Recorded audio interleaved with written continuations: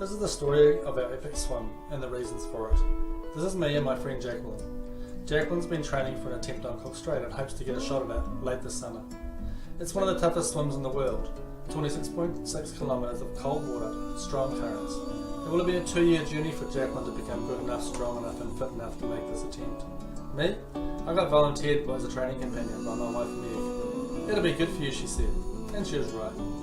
So we've been training together about 14 months, and last summer we were the first ever to swim from this rock, Sail Rock, back to the coast in 5 hours and 15 minutes. So this summer, as part of Jacqueline's build-up, we're swimming the 20 kilometres from Tirana Island, the Hen, back to the coast. I'm doing this to be with Jacqueline, of course, but also to raise money for a guy called Peter Barnes and his charity called Hands Across the Water. This is Peter here. Well, it's not quite here yet, it's coming up in the next clip. Yep, that's Peter there. Hands Across the Water was formed after countless Thai children were left alone and homeless in the 2004 Boxing Day tsunami. Peter was part of the victim identification team, was deeply touched by the number of children affected by the natural disaster and was inspired to establish an organisation that can make a real difference. In the 14 years since that devastating wave took so many lives apart, Peter and his charity have raised over $20 million, have built 9 orphanages and are currently caring for over 350 underprivileged children. Many of the young children that were first taken in by the charity are now being assisted through university education. So how does all this tie in? Well, one of the many fundraising events employed by the charity is the challenge of a 500 kilometres and 5-day cycle ride through Thailand, visiting some of the orphanages and meeting some of the children being cared for. To take part in this ride, each rider must personally fund the logistics of the ride and their airfares and also raise $5,000 per rider for the charity.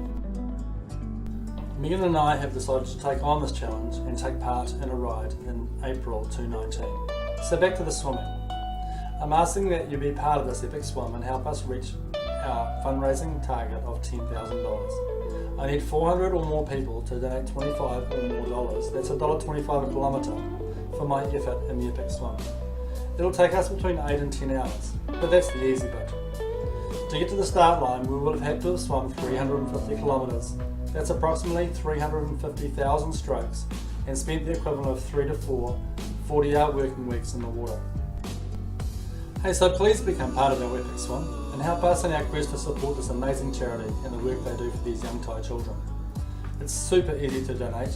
Just click the donate button on this page and it will take you through to the Hands Across the Water page. Every dollar goes towards giving these children choices they would not have had. Well, that's about it from me. I might see you in the water. Thanks for your time.